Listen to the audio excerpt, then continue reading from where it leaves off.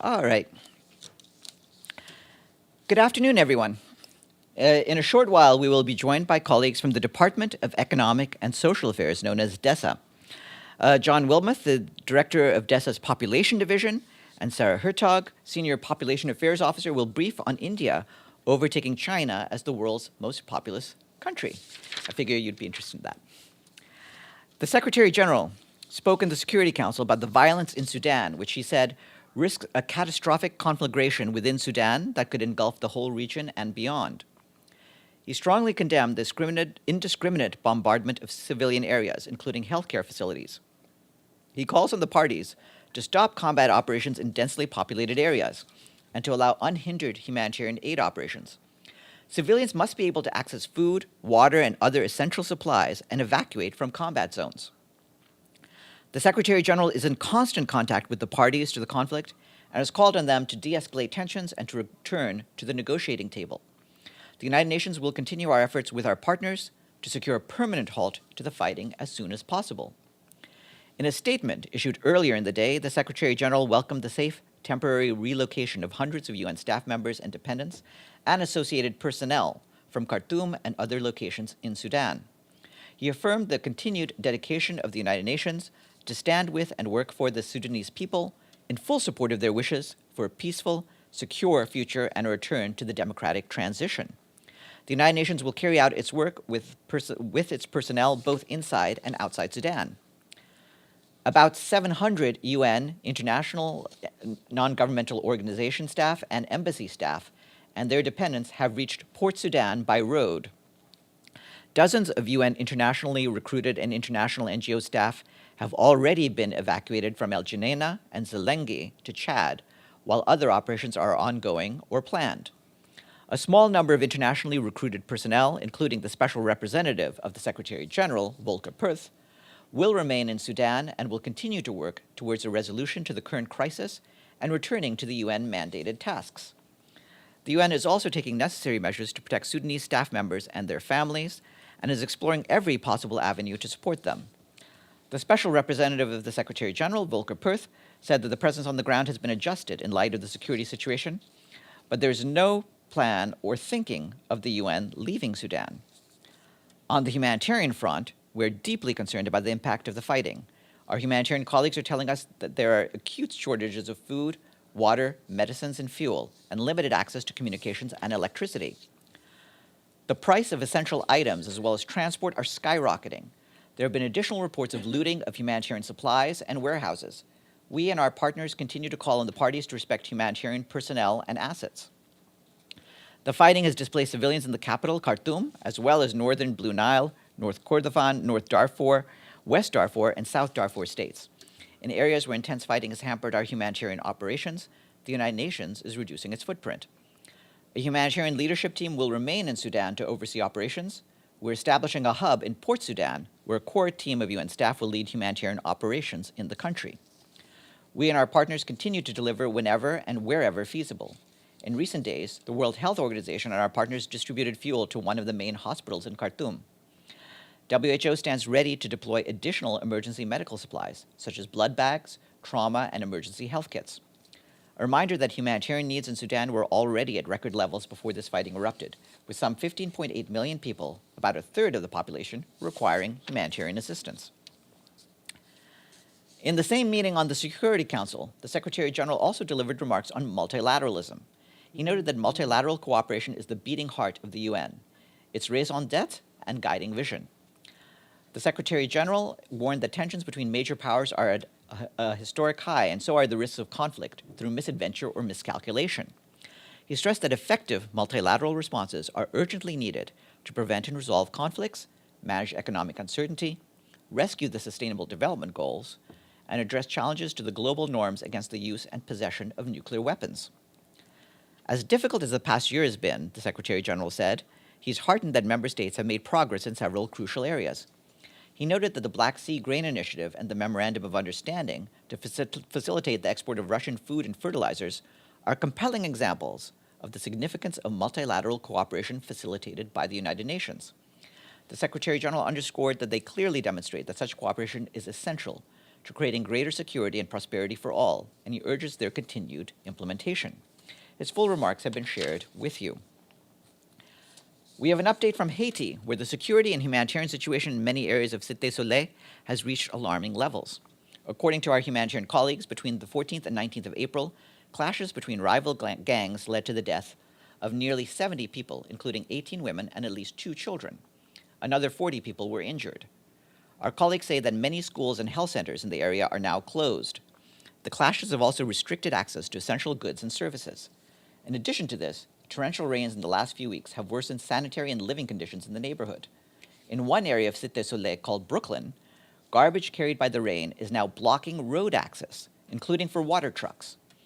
In a statement, the humanitarian coordinator in Haiti, Ulrika Richardson, reiterated the importance of ensuring unimpeded humanitarian access, as well as the protection and respect of health, education, humanitarian, and critical personnel and infrastructure, including for water supply. Following a recent polio outbreak in Botswana, our UN team, led by resident coordinator Zia Chaudhry, supported authorities to roll out 2 urgent immunization campaigns targeting children under the age of 7, one at the end of February and one at the end of March. Nearly 30 districts were targeted with house-to-house visits and immunization efforts in health centers. During the first round of the campaign, our colleagues from the World Health Organization and UNICEF supported the vaccination of over 360,000 children, with nearly the same number reached during the second round of the national campaign. UNICEF also helped purchase over 22,000 doses of a novel oral polio vaccine and is deploying several consultants to boost national immunization efforts. Today, we mark the International Day of Multilateralism and Diplomacy for Peace. This day is a reminder that multilateralism is based on founding principles such as consultation, inclusion, and solidarity. And World Immunization Week starts today. It is celebrated in the last week of April, and it aims to highlight the collective action needed to promote the use of vaccines to protect people of all ages against disease. And last, we have 2 fresh payments to the UN's regular budget, this time from our friends in the United Kingdom and Nepal. Thank you, London and Kathmandu, for taking us to 95 fully paid up member states. Yes, James. So some questions, if I may, follow-ups on your relocation in Sudan. You talk about a core team in Port Sudan. I'm assuming the SRSG would stay there. What are the numbers of the core team? You talk about 700, I think you said, have been evacuated. How many of those are international staff? Have you evacuated national staff as well from Khartoum?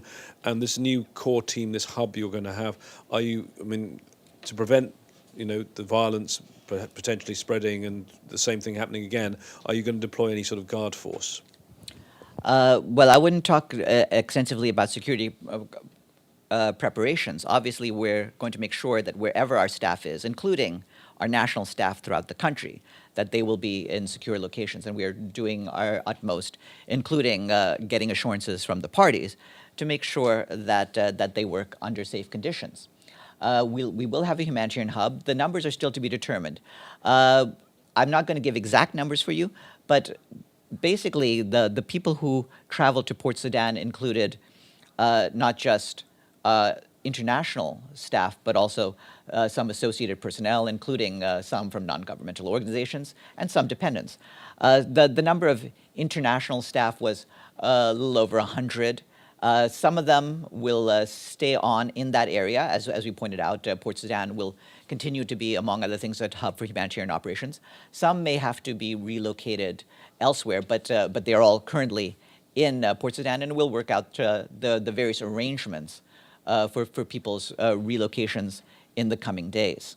So just to be clear, the SRSG intends to stay in Sudan, in Port Sudan, to head this new hub. Is that correct? Yes, he does intend to stay in the country, and so we've made it clear that he will be there along with other key personnel. One other question on another issue. Clearly, in an hour and 15 minutes, you have the meeting between the Secretary General and the Russian Foreign Minister Lavrov. Previous meetings they've had included at the G20, which led to an extension of the Black Sea Grain Initiative. What's at stake at this meeting with regard to that initiative? What are the Russians telling you? And are there any additional meetings, Rebecca Greenspan, anyone else, with Mr. Lavrov or any of the Russian delegation that are here about that? Well, I don't want to get ahead of the meeting. We will try to give you the details of their meeting after it has happened. Obviously, it goes without saying that the Secretary General wants the Black Sea Grain Initiative to continue to succeed. He made that clear in his remarks in the Security Council today, and that is something we would continue to take forward, and we'll try to provide more details as that becomes relevant. Sorry, but are there any other additional meetings? Is Mr. Griffiths here? Is Rebecca Greenspan here? Because certainly the Russian delegation have said that maybe there could be other meetings related to this. There could be. Mr. Griffiths, I believe, is traveling, and we'll give you some details about his travel tomorrow. But certainly a number of people, including Martin Griffiths and Rebecca Greenspan, have been in touch with our Russian counterparts and our Ukrainian counterparts as well, I might add, and so we continue to work to strengthen how the various initiatives we've put forward last year will be implemented. Yes, Joe. Yes, in his remarks this morning, Foreign Secretary Lavrov seemed to complain about what he said was the lack of impartiality among some in the UN Secretariat staff. Would the Secretary General have any comments in response to that? I think he supports the professionalism and integrity of our staff. We do our work impartially as international civil servants, and we all try our best to continue to do that. Yes, Pam and then Deji. Thank you, Farhan. A few follow-ups. One is on the convoy that went to Port Sudan. Were there requests by different governments to include some of their citizens? Several U.S., UK left citizens behind and took out diplomats. Some said referred to this convoy. Were there any requests and participants in that convoy? And then I have a quick question on Russia. I don't really think it's properly my place to give details about non-UN personnel. I can confirm that there were, of course, as I've said before, that there were non-UN personnel, other associated people who were part of the convoy, and we did our best to convey people to safety as we could. And I guess what I'm also asking is, how was the determination made, and will there be more convoys? We'll have to see whether there will be. We had an opportunity during a particular lull in the fighting over the past day to allow for this movement. We'll make other decisions as conditions allow, but yes, we try to be willing to help other people, including people from non-governmental organizations and others who might be in a precarious position, and so we will continue to consider that if there are any other efforts made. I'm sorry, do you know if there are any other students, because there were Fulbright students there? I don't have any comments on any particular categories. Okay. Like I said, there were some non-UN people who were part of this group. All right, and then the second question is follow up on James, which is when the Secretary General meets with Foreign Minister Lavrov, do you expect any talks about how to end the Ukraine war to be included? The Secretary General has made comments about this before. Do you expect him to pass that on to the Foreign Minister? Thank you. Well, again, I just ask you to hold that thought until we can provide a basic readout of what was discussed. Deji? I also have some follow-ups. Is there going to be a Security Council meeting on Sudan situation tomorrow, according to what the British ambassador mentioned just now? It's not really for me to confirm. Obviously, Russia, as the president of the Security Council, can confirm what meetings will be taking place. We anticipate that there could be one, and will be prepared to provide briefers as needed. Who might be the briefer? SRSG? I would imagine that Mr. Perth would be available. but also we would expect to have a humanitarian briefer. Second follow-up on Black Sea Grain Initiative. Do you know whether there are any new vessels being proved to go to the ports this week so far? Well, I mean, at this stage, we are continuing our intensive efforts on the ground to find ways to overcome the operational challenges at the Joint Coordination Center, which I believe Stefan Dujarric mentioned to you at these briefings a week ago. So we're trying, including the United Nations and Turkey, are trying to make sure we can continue with a certain operational tempo there. So that's happening. I don't have any new ships coming in to report to you, but if you look at the JCC website, they have an update of all the inspection activity and other activity that's going on. So today's Security Council meeting, many member states actually touched the issue again on the reform of the Security Council. I just want to know from the Secretariat, how urgent does the Secretary General think to have a concrete reform? Because we're talking this topic for decades. I think you're better familiar with me than me. How urgent does the Secretary General think it would be? Anything that can help enhance the legitimacy of the Security Council would add to its overall effectiveness. And so it's important to have that happen. At the same time, as you know, the reason it takes a while is because under the UN Charter, these are changes that have to be carried out and passed by the member states themselves. And so ultimately the issue is a larger one than certainly we in the Secretariat can handle. Yes, in the back. Is this working now? Yes. Amin Isif, Deutsche Welle, DW News. Sergei Lavrov's speech today made the claim that Russia is opposing U.S. power because the U.S. has become too powerful. What does UN leadership make of that claim? I would just refer you to the Secretary General's own speech on multilateralism that he delivered in the Security Council. He's long advocated the idea that unity among Council members and among the key member states of the UN is crucial for the effective functioning of not just the United Nations, but the entire international system. And so he will continue to work for that. Yes, Linda. Thank you, Farhan. If you've already mentioned this, I apologize, but I was just wondering, I mean, we know that the state of the ceasefire in Sudan is not the greatest. Mm-hmm. I was just wondering if you had any further information about any sort of backdoor discussions or new countries that are perhaps coming in to put some pressure or any hope. We're continuing our work along with our regional partners, with the African Union, the League of Arab States, the European Union, and the Intergovernmental Authority on Development. So all of us are trying to use our own respective strengths to do this. The Secretary General spoke over the last several days, both with General Farhan and General Dagalo, and we'll continue our high-level contacts. But there's no, as you can see from the situation on the ground, there's no let up in the fighting, and ultimately, that is the most crucial thing: is to halt the fighting, de-escalate tensions, and then get back on track for a political process.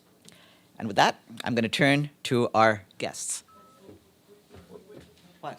Yes. Yeah. Something. The Guardian reported that there is an independent panel appointed by the UN Human Rights Council called the Expert Mechanism to Advance Racial Justice and Equality in the context of law enforcement to arrive in the United States on Monday and visit D.C., Atlanta, Los Angeles, Chicago to further transformative change for racial justice and equality in the context of law enforcement for African people of African descent. Can you confirm that? I believe that this is one of the expert groups that report to the Human Rights Council. Mm-hmm. To get details about their travels, please contact my colleagues in the Human Rights Office. Okay, thank you. Thanks very much.